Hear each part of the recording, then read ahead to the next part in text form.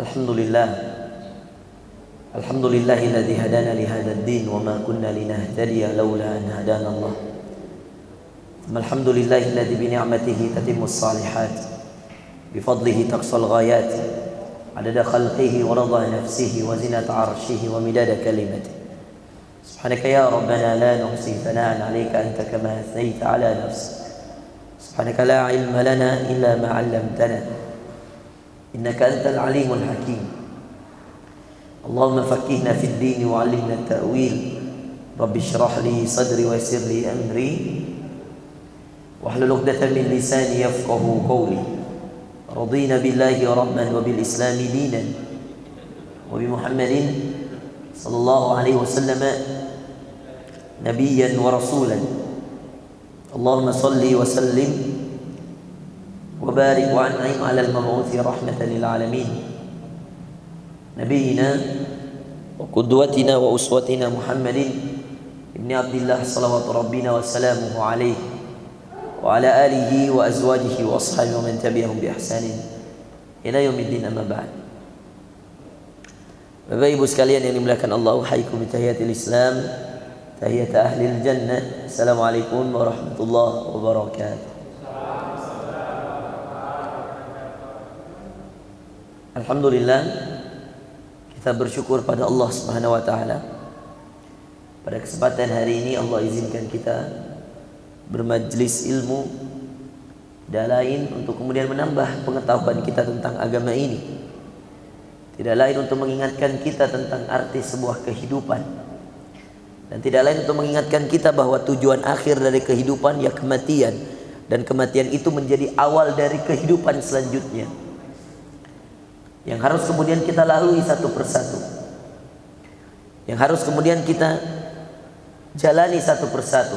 Dan di setiap ada fase, setiap ada masa, di setiap itu pula lah ada ujiannya.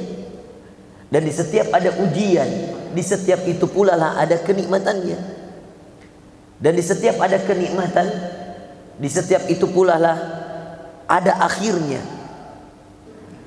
Nah, Bapak Ibu sekalian yang dimuliakan Allah, saya berikan suatu rumus kehidupan tadi ya. Perhatikan baik-baik.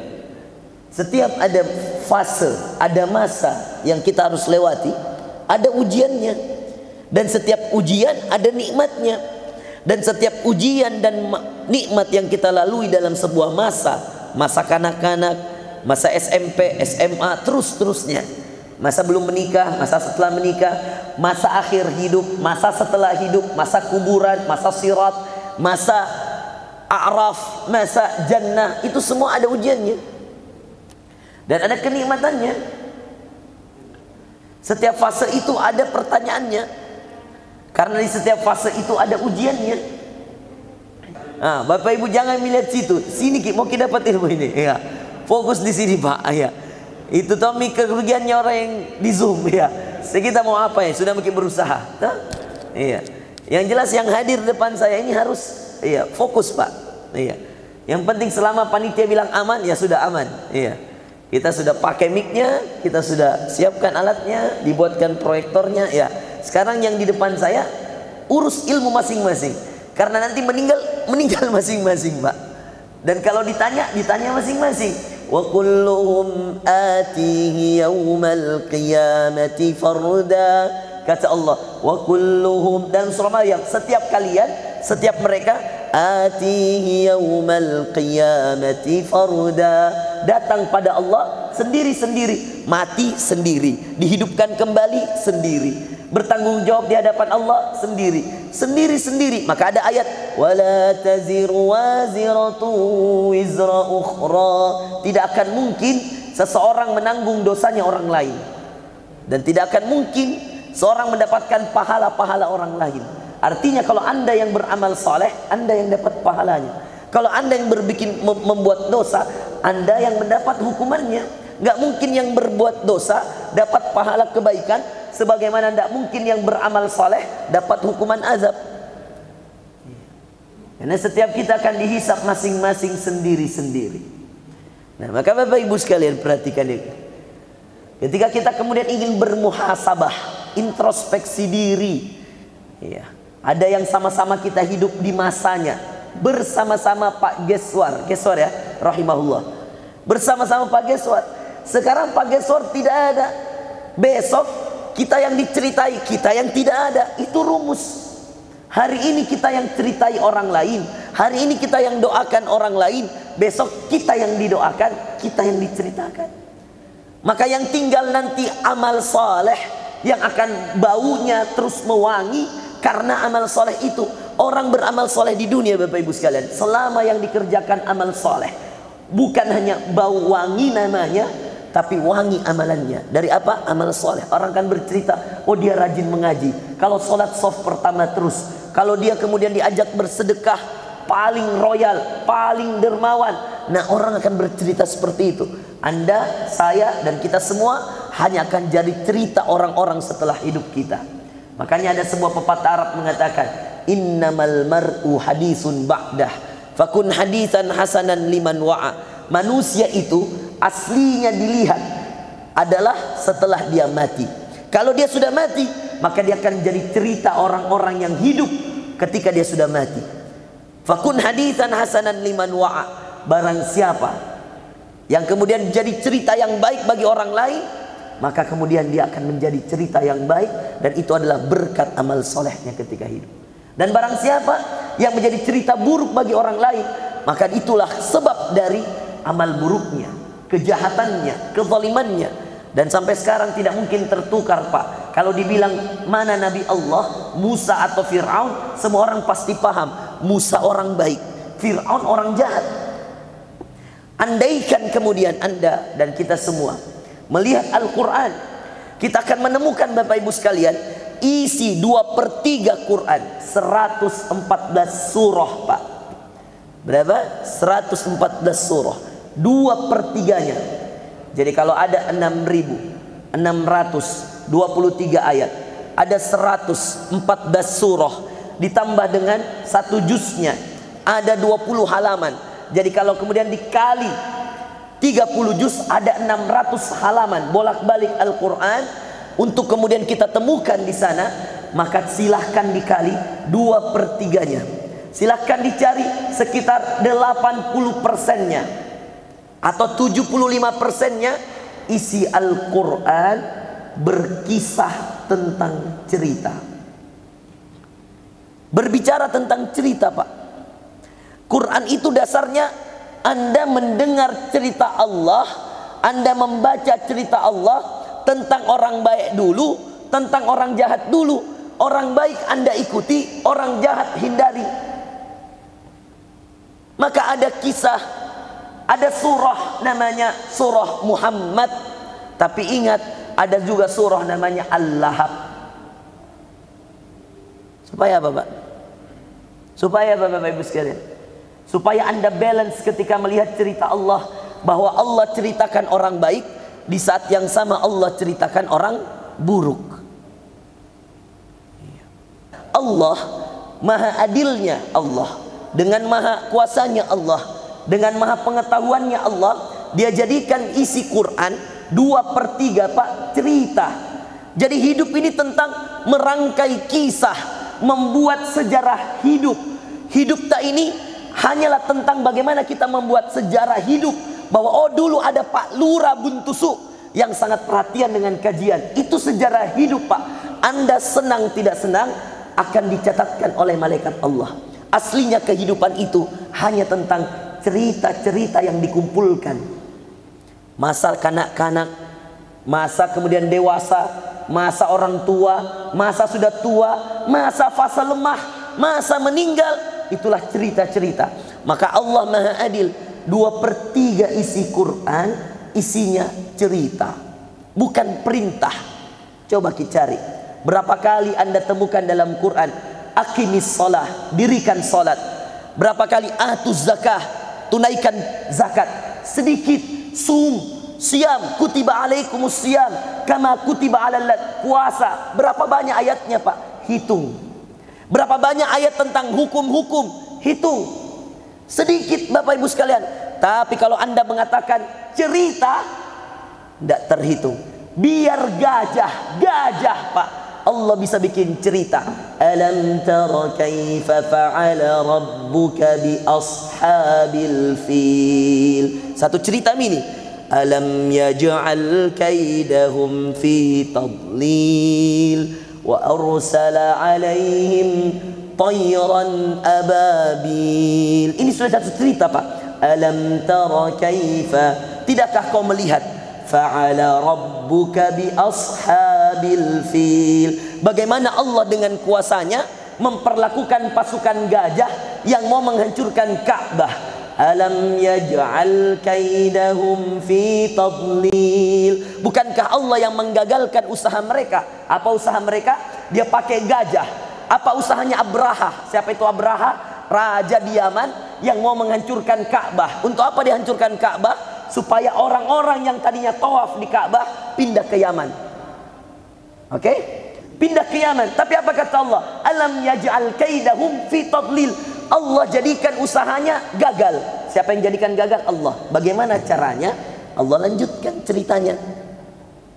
Alam yaj'al kaidahum fi tadlil wa arsala alaihim tayran ababil. Allah utus burung. Apa hikmahnya, Pak? Apa hikmah diutusnya burung namanya ababil? Kenapa bukan elang? Kenapa bukan burung apa? Raja Wali yang besar-besar. Kenapa ababil? Anda tahu itu ababil seperti apa besarnya, Pak? Seperti ini genggaman tangan saya. Segini tuh ababil, Pak. Segini. Kecil. Ababil. Segini. Bayangkan, Pak. Apa maksudnya Allah dengan burung ababil? Kenapa Allah bilang ababil? Ilmunya dalam bahasa, Pak, semuanya huruf lam. Alam tara kaifa fa'ala rabbuka bi ashabil fil. Alam yaj'al kaidahum fi tadlil wa arsala alaihim tayran ababil. Coba lihat, akhirnya lam-lam semua. Tarmihim bihijaratin min sijil faj'alahum ka'asfim ma'kul. Itulah hebatnya Quran. Kenapa ababil? Allah ingin tunjukkan kekuasaannya. Seakan Allah bilang, "Hei, bagimu Abraha menghancurkan Ka'bahku di otakmu dengan hewan paling besar." Apa paling besar waktu itu? Gajah. Tapi Allah bilang apa? Bagiku untuk menaklukkan semua pasukanmu, tidak usah hewan paling besar, cukup burung paling kecil, namanya ababil. Ini ilmu namanya, Pak. Kalau Anda tidak fokus, tidak dapat kok ilmunya ini. Kalau Anda tidak fokus, Pak, Anda tidak dapat ilmu. Inilah ilmu. Kenapa ababil? Itulah bahasa Quran. Pastong akhirnya lam, lam, lam, lam. Selain itu namanya surahnya Al-Fil, gajah. Gajah saja bisa dibikin cerita. Siapa yang hancurkan gajah? Yang hancurkan gajah burung kecil, namanya ababil. Jangan dikira ababil itu burung besar. Kecil. Tidak lebih besar dari tangan saya ini. Inilah ilmu. Besok-besok Anda ditanya apa itu burung ababil? Burung kecil yang Allah utus. Apa dia bawa? Tarmihim bihijaratin min sijil. Hijarah, batu. Dia memang kecil, tapi bayangkan yang dia bawa batu-batu kerikil, tapi dari sijil. Apa itu sijil? Neraka yang panas. Itu yang dia lempar. Maka ketika dilempar, terhambur itu gajah. Jatuh. Akhirnya gajah yang ada orang di atasnya, dia kasih jatuh orang di atasnya, dia injak sendiri. Jadi yang membunuh orang-orang tentaranya bukan burung, tapi gajahnya sendiri. Paham nggak? Paham, Ki? Jadi bukan burungnya yang bunuh, Pak. Bagaimana caranya burung? Burung kasih jatuh batu, batunya panas sekali, gajahnya berontak. Ketika berontak, orangnya jatuh, diinjak sendiri oleh gajahnya sendiri. Itulah kuasanya Allah. Makanya jangan coba main-main sama Allah. Karena bagaimanapun kau buat tipu daya, Allah lebih hebat membuat tipu daya. Kenapa Allah tidak musnahkan lewat burung? Kenapa tidak mau Allah? Allah tidak mau terlalu menghancurkan mereka secara terang-terangan, tidak. Tapi Allah mau menghancurkan mereka dengan tentara mereka sendiri, dengan tipu daya mereka sendiri. Apa tipu dayanya? Apa yang mau dia hancurkan? Ka'bah. Dengan cara apa? Gajah. Ternyata gajah yang injak mereka. Bisa dipahami, Pak? Makanya ini ilmu. Tarmihim bihijaratin min sijil. Kata Allah di akhir ayatnya, faja'alahum ka'asfim ma'kul. Allah jadikan mereka orang-orang yang dihancurkan sendiri oleh gajah-gajah itu, hancur lebur. Padahal dia bawa gajahnya dari mana?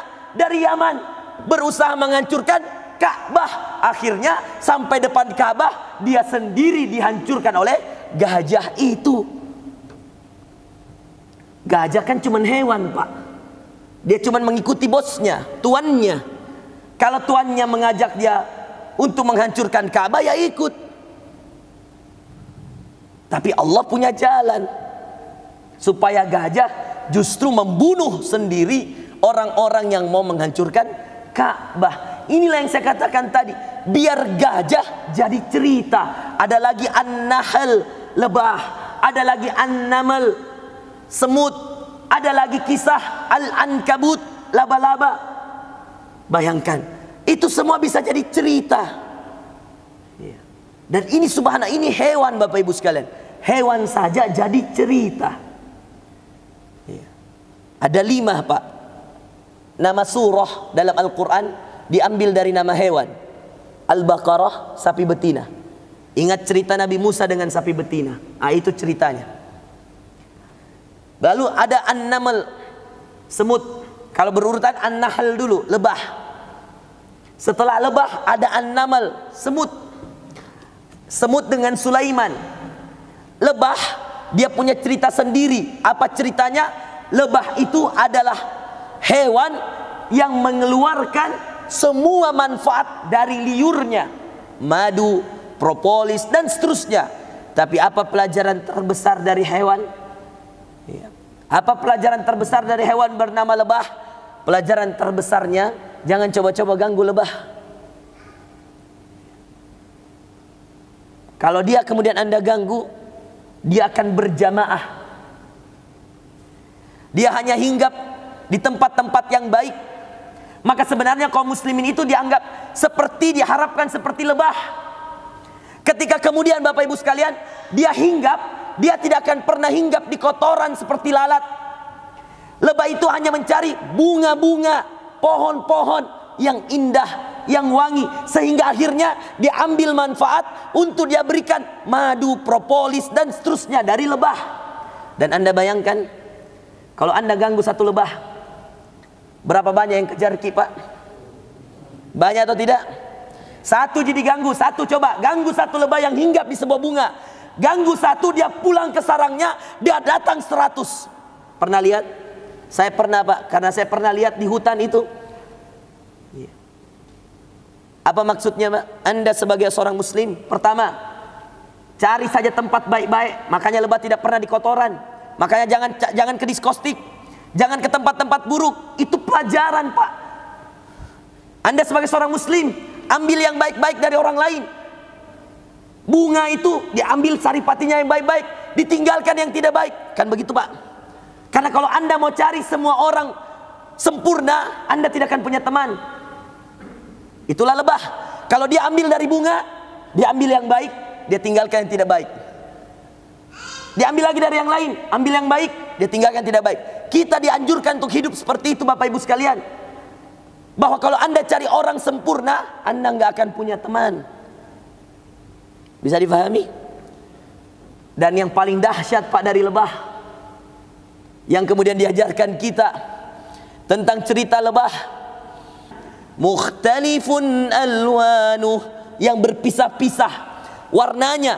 Ada yang hitam, ada yang coklat, ada yang kekuning-kuningan. Madu kan beda-beda. Itu semua dari lebah. Tapi apa kata Allah? Fihi shifaa'ul linnas. Di dalamnya ada kesehatan bagi manusia.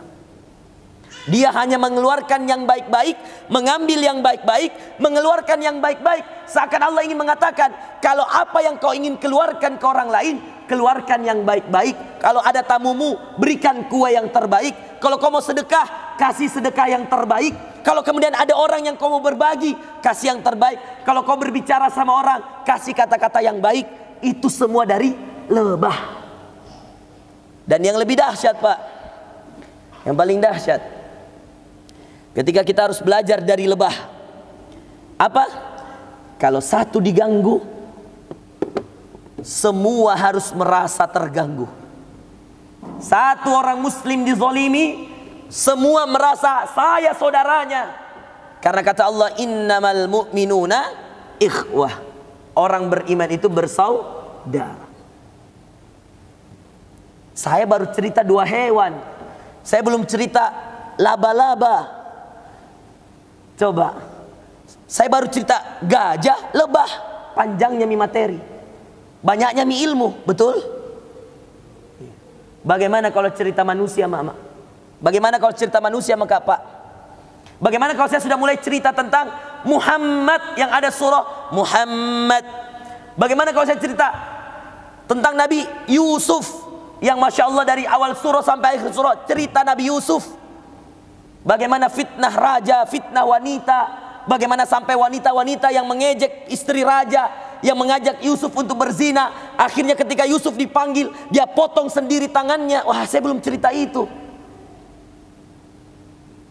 Kita belum mengambil hikmah dari kisah seorang anak muda yang sangat gagah sekali, Pak. Bayangkan, ada anak muda disembunyikan gara-gara itu istri raja diejek oleh wanita-wanita di kerajaan. Dia bilang, kenapa itu istri raja tergoda dengan anak muda dari kampung? Yusuf kan dari kampung. Dia bilang, segagah apakah istri raja? Dengar beritanya, digosipi ceritanya. Itu kan sukanya perempuan begitu, gosip. Ibu-ibu di belakang. Ya. Maka istri raja tersinggung. Dia bilang, kau belum tahu bagaimana gagahnya, bos. Ya. Dia tes-tes lah. Caranya dia tes supaya langsung dia pacida. Apa itu pacida? Dia langsung kasih jerah ini orang-orang yang mengejeknya. Lihat, ini cerita Quran. Dia sediakan itu perempuan-perempuan semua yang mengejeknya pisau. Jadi istri raja tidak perlu cubit dia, tidak perlu hukum dia. Ya Pak ya, pintarnya. Ini kisah Quran Pak, dahsyat. Dia sediakan setiap orang pisau, dia sediakan bawang. Masing-masing disuruh, silahkan potong bawangmu. Dia potong Pak. Setelah itu dikatakan, Yusuf keluar. Dia potong, semua melihat ke depan. Pas Yusuf keluar wajahnya, dia iris tangannya semua. Berdarah semua tangan Pak. Apa mereka katakan? Qala hasya lillah ma hadza bashar huwa illa malakun karim. Apa kata mereka? Weh, ini bukan manusia. Maha suci Allah, kebesaran Allah, ini bukan manusia, ini malaikat yang diutus. Sampai dia kira itu Yusuf saking gagahnya Pak. Baik. Rasulullah mengatakan tidak ada orang paling gagah di muka bumi ini melebihi gagahnya Yusuf. Akhirnya istri raja tertawa. Dia bilang, ini nih orang yang kau ejek saya. Kau kira saya juga buta? Kalau jelek pasti jelek. Ya. Coba bayangkan. Apa hikmahnya Bapak Ibu sekalian? Apa hikmahnya? Kita belajar bahwa kegagahan itu fitnah agama. Yusuf mengatakan, lebih baik saya di dalam penjara daripada saya harus jadi fitnah di luar. Bayangkan. Orang sekarang pergi operasi plastik untuk gagah. Nah lupa bahwa sebaik-baik wajah adalah yang diberikan Allah. Orang sekarang pergi kasih mancung hidungnya. Dia lupa bahwa banyak orang mancung pergi operasi plastik supaya pesek hidungnya. Orang sekarang yang hitam-hitam Pak, khususnya para akhwat ini, ya, orang sekarang, orang Indonesia khususnya yang coklat sawah matang begini, dia pergi pakai itu hand body, apakah pemutih wajah sampai putih betul kayak tembok. Sedangkan waktu saya ke Italia, ke Roma, waktu saya ke Prancis, waktu saya ke Amsterdam 2019 Pak, Januari, justru mereka banyak yang ke bandara. Mau kemana Pak? Beli tiket mau wisata kemana? Waktu saya ceramah di KBRI, saya tanya, Kemana? Kebanyakan ini orang Italia mau kemana? Dia bilang mau ke Bali Ustadz. Saya bilang mau bikin apa? Dia bilang mau pergi cari matahari Ustadz. Untuk apa? Supaya agak hitam-hitam sedikit badannya. Apa mau cari di Bali Pak? Matahari, kasihan. Nah kita setiap hari kita lihat matahari di sini. Kita beli pemutih, mereka cari matahari untuk jadi hitam. Jadi mana sebenarnya yang terbaik? Yang terbaik pelajaran utamanya pemberian Allah. Apa kosmetik terbaik akhwat? Air wudu. Air wudu. Kosmetik yang akan menghilangkan jerawat-jerawatmu, air wudu. Yang akan membentuk tubuh terbaikmu, puasa. Yang akan menyehatkan jiwamu, sholat malam. Yang akan menenangkan hatimu, Quran. Yang akan memperbanyak rezekimu, sedekah. Apalagi kita tanya? Yang mempermudah jodohmu, kasih turun panai. Betul Pak? Betul gak? Mau cepat dapat jodoh akhwat di belakang, turunkan panaimu. Dari 25 kasih 5 juta, pasti banyak yang cepat lamar kok. Betul Pak? Apa yang membuatmu lama menikah? Panaimu terlalu mahal. Ya enggak? Selesai kan Pak? Semua solusinya dalam apa? Agama. Coba Anda bayangkan. Ini kita baru cerita Pak. Weh, kalau mau dibahas semua cerita dalam Quran, saya belum cerita Nabi Yunus. Dalam perut ikan, gelap. Di tengah gelap malam, gelap. Di tengah laut, gelap. Pak, Anda tahu KRI Nanggala 402 yang tenggelam hilang gak bisa ditemukan? Bapak Ibu sekalian, tempat paling gelap di muka bumi bukan di darat Pak, di laut. Tempat paling dalam di muka bumi, laut. 2/3 isi bumi, laut.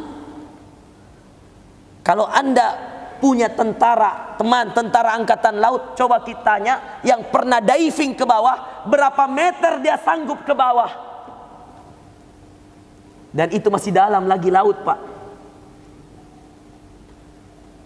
Bagaimana itu Nabi Yunus berada dalam perut ikan, berada dalam kegelapan malam, berada dalam gelapnya laut. 3 gelap Pak, 3 gelap, tidak ada lampu. Kasihan. Tidak ada, gelap. Laut saja sudah gelap. Ini dalam perut ikan, tambah gelap malam. Gelap. Makanya dikatakan dalam Quran, fanada fid dhulumat. Dia berdoa dalam kegelapan yang bertingkat-tingkat. Apa doanya Pak? Ini doa bagus sekali, kata Rasulullah, baca doa ini, maka semua urusanmu selesai. Semua masalahmu selesai. Semua penyakit hatimu bebas.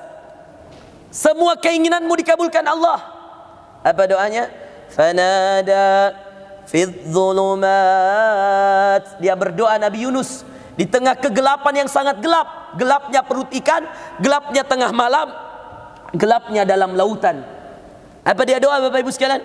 Allah ilaha illa anta subhanak. Subhanaka inni kuntu minadh dhalimin. La ilaha illa anta subhanaka inni kuntu minadh dhalimin. Muntah ikan. Kita diajar doa yang isi kalimat-kalimatnya paling dicintai Allah. Ulama mengatakan, mengapa ini doa membuat semua hajat terkabulkan, membuat semua masalah terselesaikan? Karena Allah suka sekali 3 kalimat yang ada di dalamnya. Ayatnya dalam surah Al-Anbiya, Allah la ilaha illa anta. Tauhid. Artinya apa itu? Ya Allah, tidak ada Tuhan selain Engkau. Allah paling suka ditauhidkan. Makanya kalau orang meninggal, kita tuntun supaya baca la ilaha illallah. Terus apa Pak? Subhanak. Allah paling suka disucikan. Kalau kita bilang subhanak, Maha suci Engkau ya Allah, seakan kita mengatakan, ya Allah, saya penuh dosa. Makanya coba lihat Pak ya. Baik, bisa gak saya bergerak sedikit ini kodong? Iya. Tunggu dulu, nah, kuatur dulu. Iya. Makanya coba lihat. Iya. Silakan ini siapa penanggung jawabnya ini? Iya, kaum yang kasih gerak. Iya. Saya kan penceramah Kak. Iya. Silakan diikuti. Iya. Makanya subhanallah Pak. Coba lihat ya. Lihat ini posisi sholat. Ilmu ini Pak. Tadi kita mengatakan apa Pak? La ilaha illa anta, apa itu? Kalimat tauhid. Subhanak, kalimat tasbih. Kenapa kalimat tasbih disukai sekali Allah?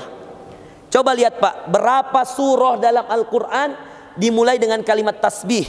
Contoh Al-Jumu'ah, yusabbihu lillah, bertasbih kepada Allah.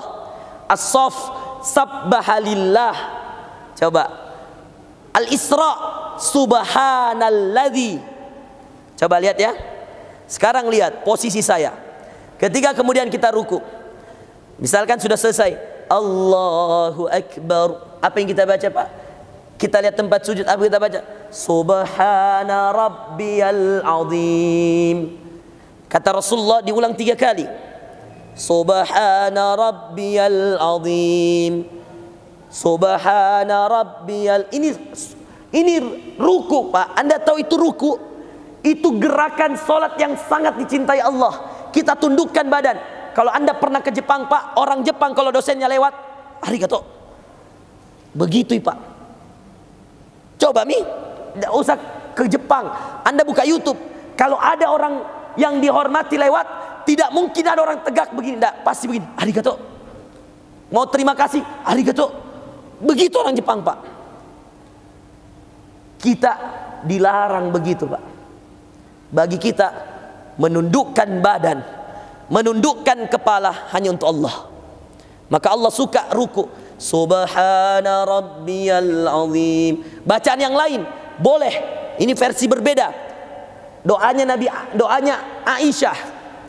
Ini yang baca istri Rasulullah. Subhanakallahumma wa bihamdika Allahumma ghfirli. Itu boleh dibaca. Selain subhana rabbiyal azim, boleh baca subhanakallahumma bihamdika Allahumma gfirli. Itu boleh. Yang lebih dahsyat Pak, sujud. Bayangkan ketika kita sujud, kepala ditaruh di bawah. Baru apa kita baca? Subhana rabbiyal a'la. Maha suci Allah yang maha tinggi. Kita letakkan kehormatan kepala di bawah, baru kita bilang apa? Maha suci Allah yang maha tinggi. Makanya ada surah dimulai dengan perintah bertasbihlah. Surah apa? Al-A'la. Apa awal surah Al-A'la?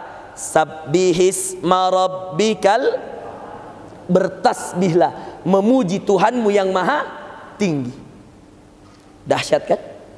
Makanya kalau orang baca ini doa, la ilaha illa anta subhanaka, maha suci Engkau, bergetar itu arsy. Allah suka sekali dipuji dengan maha suci Engkau ya Allah. Makanya kalau kita ruku, kita sujud Pak, nikmati itu baca subhana rabbiyal azim, subhana rabbiyal a'la, subhana rabbiyal a'la. Hayati Pak, bisa menangis kita.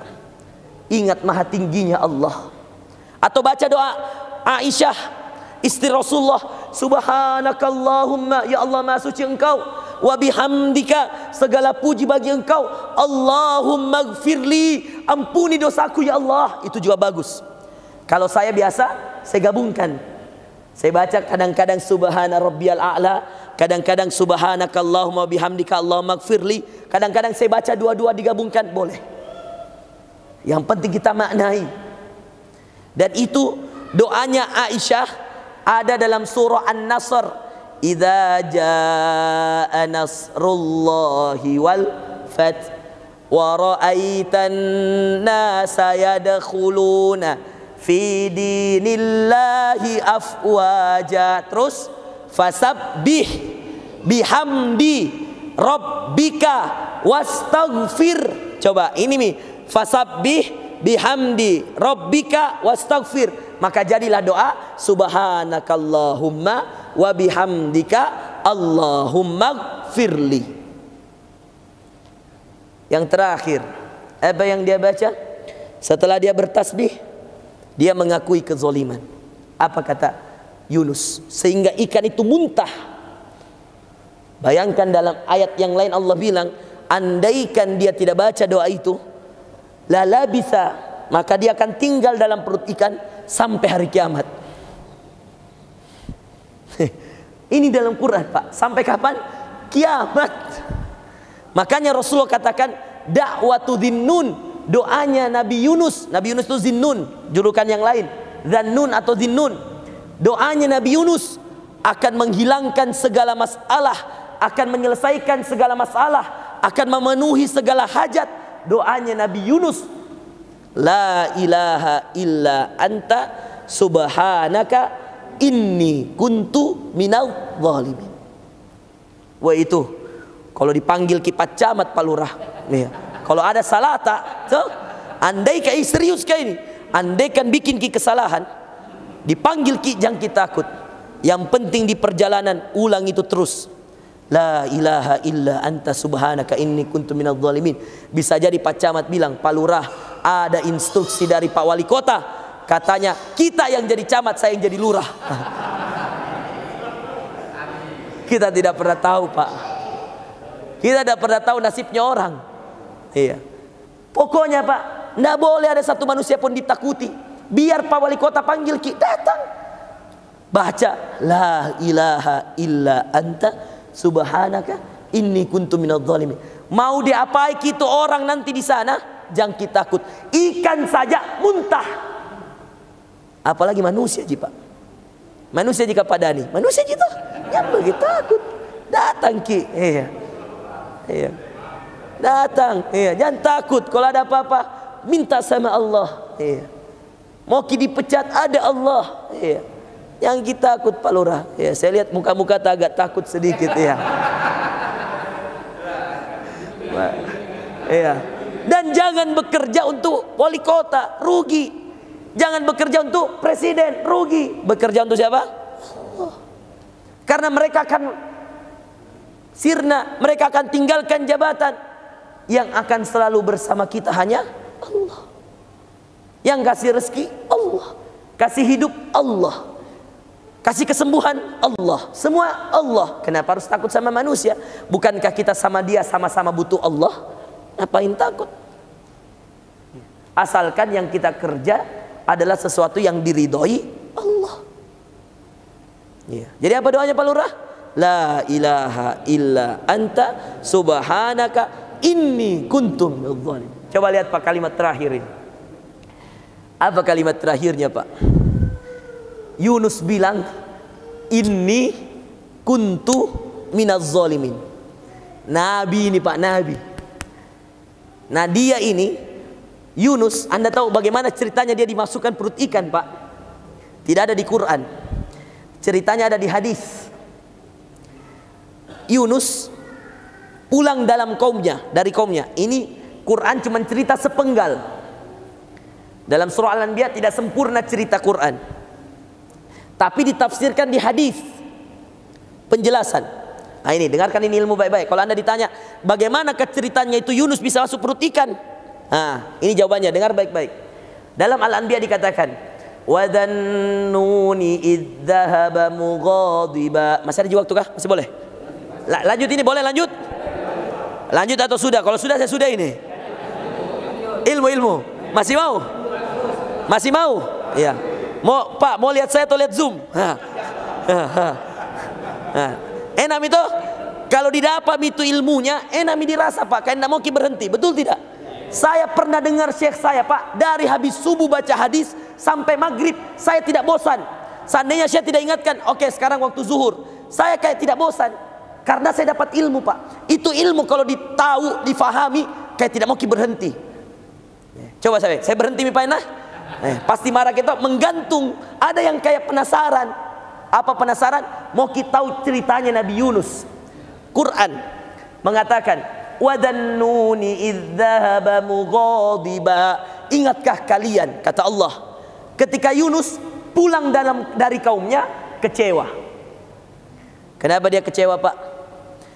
Karena kaumnya tidak menerima dakwahnya. Kaumnya tidak menerima ajakannya untuk bertauhid kepada Allah. Kecewa Yunus. Mughadiba. Allah katakan dalam Quran, fadhanna allan naqdira alaih. Dia kira kami tidak tahu kecewanya. Allah maunya, Allah mau sadarkan Yunus bahwa bagaimanapun kaummu, jangan marah, jangan kecewa. Paham, Mbak? Saya saja kecewa sekali kalau kita lihat Zoom. Baru saya sudah di sini. Weh, kayak ini tembok lebih gagah dari saya, kasihan dia. Nah di sini, Pak, nanti orang di Zoom kalau ada masalah, ada apa-apa, dia tinggal ke YouTube. Rugita itu datang di sini, nah orang di Zoom kita perhatikan, kan begitu. Ya. Saya saja mungkin kecewa, Pak, apalagi Nabi. Nah, ketika dia pulang, subhanallah, dia harus melewati pulau. Ketika dia mau menyeberang, naiklah ke atas kapal. Semua yang sudah ada di pinggir sungai, di pinggir pulau, naik ke atas kapal, menyeberang. Di tengah perjalanan, semua sudah di atas kapal, Pak.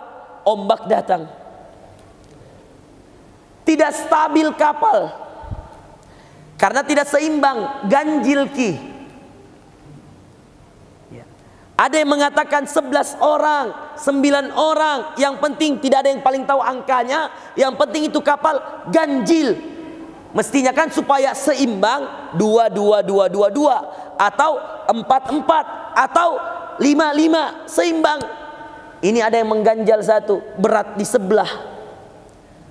Akhirnya ombak tidak stabil. Sepakatlah mereka. Kalau ini kisahnya tidak ada di Quran, ada di hadis. Sepakatlah mereka, para ahli tafsir menjelaskan, untuk mengundi. Diambil namanya semua ini orang. Dhannun. Dhannun nama lain daripada Nabi Yunus. Dhannuni wa dhannuni. Diambil semua nama, diundi, Pak. Yang keluar namanya harus ikhlas dibuang ke laut. Woi, yang keluar namanya harus terima, sepakat, keluar di laut. Lebih baik mengorbankan satu orang daripada satu kapal. Gocok, Pak. Keluar nama Nabi Yunus. Dhannun. Harus ikhlas. Dilemparlah Nabi Yunus. Sampai di bawah, belum jatuh, ikan makan. Kata Allah, andaikan dia tidak baca doa ini, lalabitha fi batnil hut, akan berada dalam perut ikan paus ini ila yaumi yub'atsun, sampai hari kebangkitan. Hari apa? Kiamat. Tapi tiba-tiba dia baca doa ini. Dan gara-gara doa ini Rasulullah bikin hadis, siapa yang baca ini doa, semua masalah akan selesai. Da'watu dhinnun, kata Rasulullah, doanya Nabi Yunus. Ketika kemudian dia membacanya, maka akan menghilangkan semua kesulitan, akan menyelesaikan semua masalah. Hikmahnya, Pak, itulah tadi saya katakan, tidak ada ceritanya satu orang pun, bahkan hewan dalam Quran, kecuali Allah sudah punya hikmah. Hikmahnya Nabi Yunus kecewa adalah kita punya doa andalan. Kalau Nabi Yunus, Pak, tidak jatuh, kalau namanya bukan dia, kita sampai sekarang tidak tahu ini doa. Betul? Mungkin kelihatannya kita bilang, jahatnya Allah, kenapa Nabi Yunus kodong Nabi bisa sekali di orang lain? Banyaknya orang, kenapa harus nabinya? Tapi setiap cerita ada hikmah besar di belakangnya. Salah satunya, Pak, doa ini bisa jadi doa pamungkasnya, doa andalannya umatnya Rasulullah. Sampai ada seorang ulama mengatakan begini, Pak, dengarkan ini, Pak. Seandainya kau punya waktu cuma sedikit,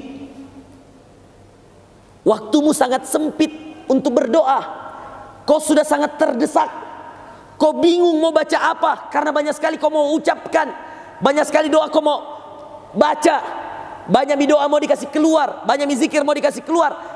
padahal waktumu sedikit. Kata para ulama, baca saja doa Nabi Yunus.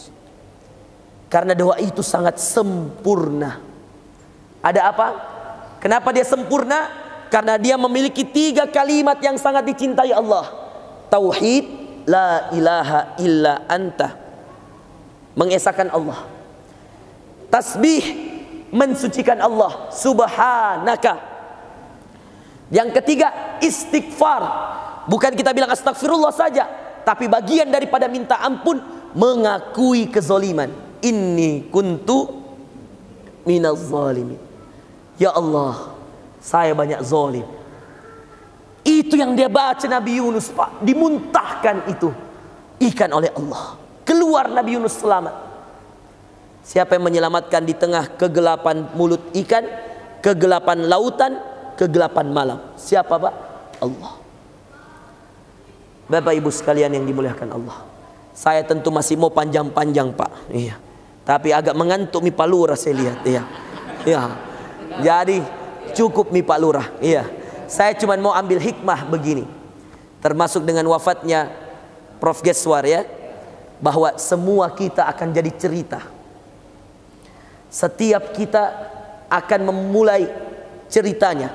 Kapan cerita itu dimulai? Kalau kita sudah wafat. Sekarang Anda akan bercerita, insinyur ya? Iya, Insinyur Geswar dulu ketua pembangunan masjid, betul? Pembangunan, betul? Dia dulu ketua pembangunan. Kita akan cerita bahwa dulu ada, pernah kita bikin panitia pembangunan, dia ketuanya. Mana nih sekarang orangnya? Sudah meninggal.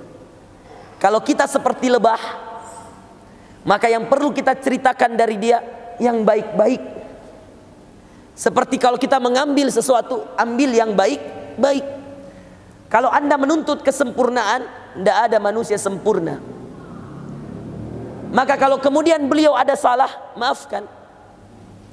Karena suatu saat kita akan wafat, dan kalau kita dituntut kesempurnaan oleh orang lain juga tidak akan menerima kita secara sempurna. Pasti ada salah tak.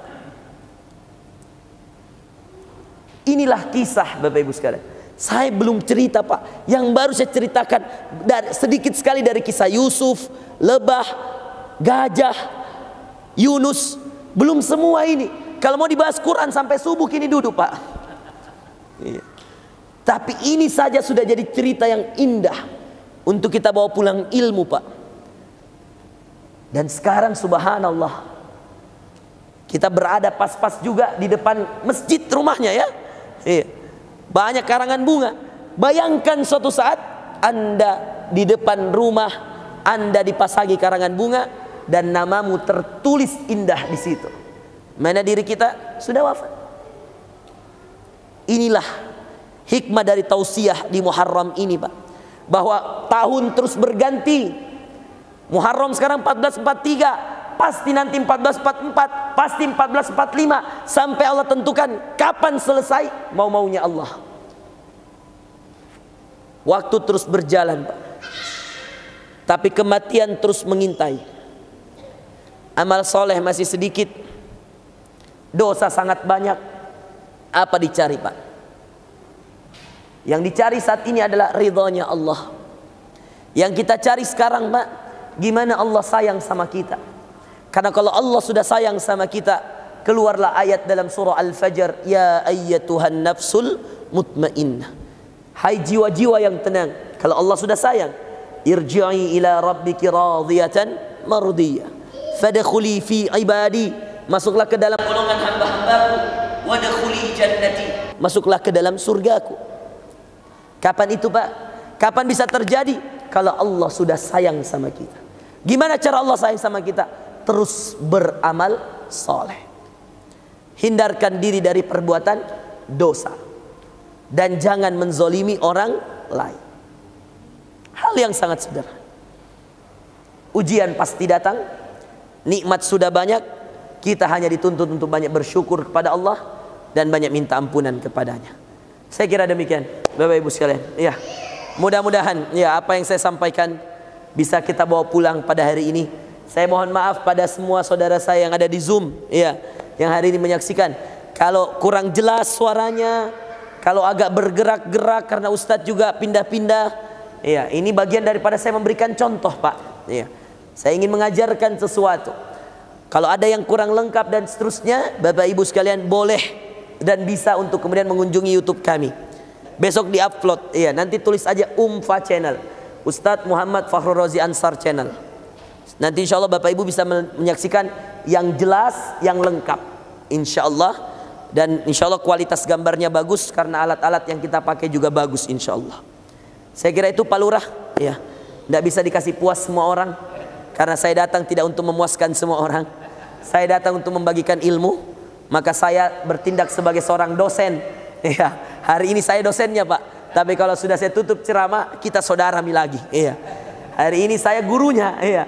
Saat ini saya gurunya, jadi saya ingin memastikan semua yang hadir depan saya dapat ilmunya.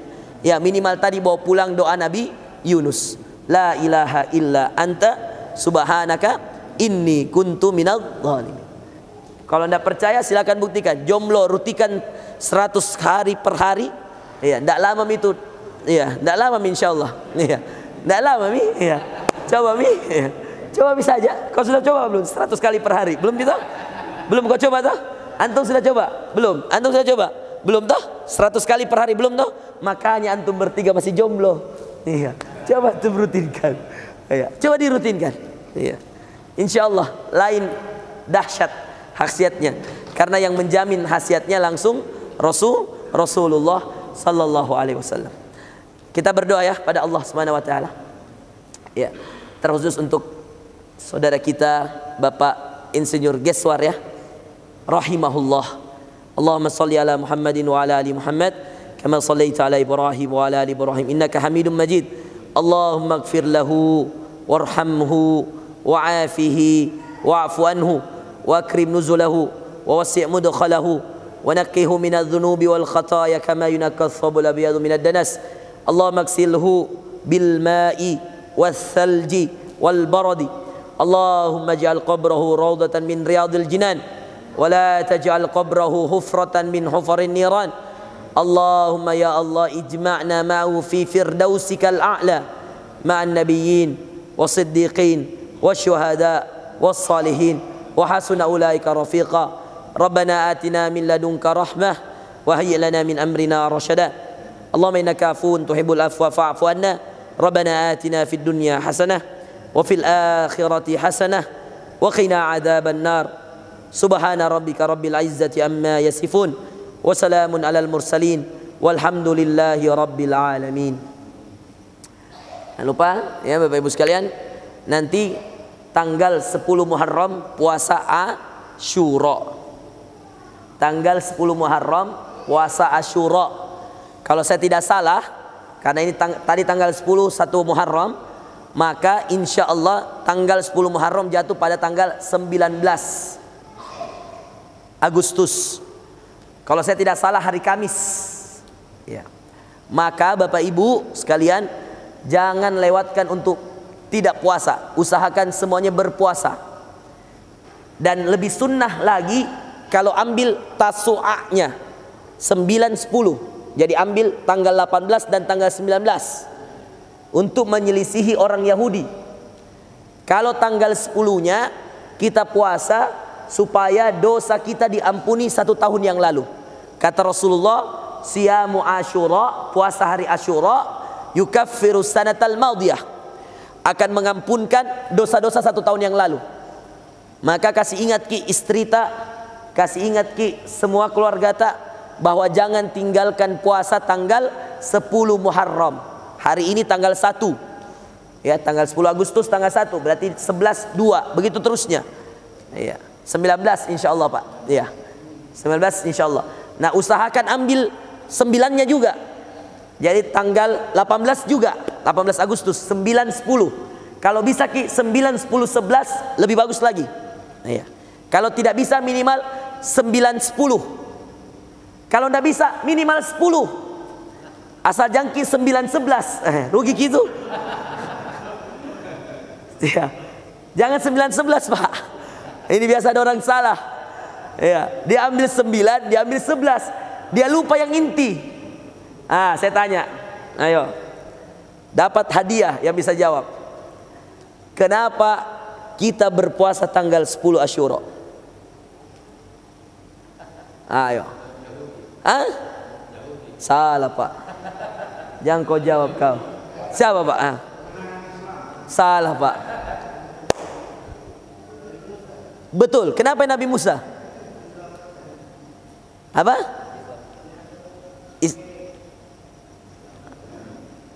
Kenapa Nabi Musa? Islamnya, keislamannya, keselamatannya, diselamatkan Nabi Musa ketika tanggal 10 Muharram dari siapa? Ya, cocok kita wah. Kasih 100.000 tawa. Iya. Dan tawa ada jiwang. Kalau ada uang saya kasih. Kalau tidak ada saya kasih. Iya. Tidak dikasih, tidak jadi dikasih. Iya. Masih ada. Alhamdulillah. Ini jangan lihat angkanya nah, tapi lihat dari ustadznya. Masya Allah. Kasih tahu sana. Iya. Hadiah Pak dari saya Pak. Boleh kita pakai untuk apa saja. Kasih anak tak boleh. Uang halal kasihan. Uang halal. Oh kasihan. Uangnya ustadz ini kasihan. Iya. Masya Allah. Makasih Pak. Cocok. Jadi tanggal 10 hari di mana Allah menyelamatkan Nabi Musa. Diperingati oleh Rasulullah.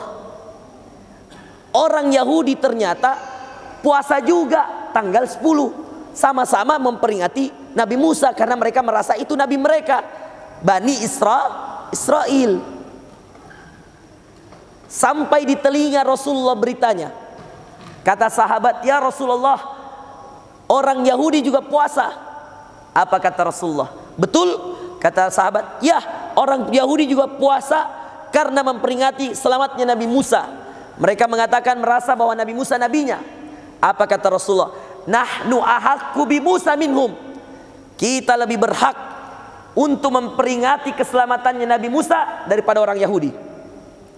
Maka kata Rasulullah, kalau saya masih hidup tahun depan, maka saya akan puasa tanggal 9-nya dan tanggal 10-nya untuk menyelisihi orang Yahudi.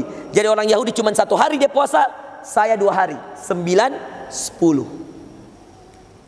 Ternyata sebelum datang tahun depan Rasulullah sudah wafat.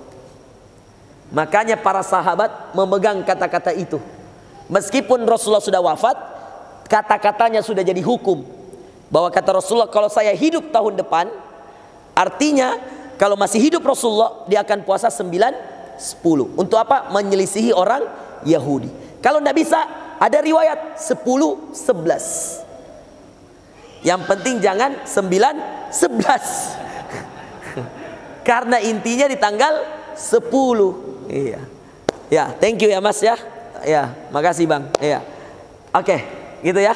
Cukup nih Pak Lurah. Alhamdulillah. Sudah menjawab berdoa toh? Alhamdulillah. Kuenya Mami belum ada. Iya. Bercanda ya. Kita tutup dengan kafaratul majlis. Subhanakallahumma wa bihamdika asyhadu an la ilaha illa anta astaghfiruka wa atubu ilaik. Assalamualaikum warahmatullahi wabarakatuh.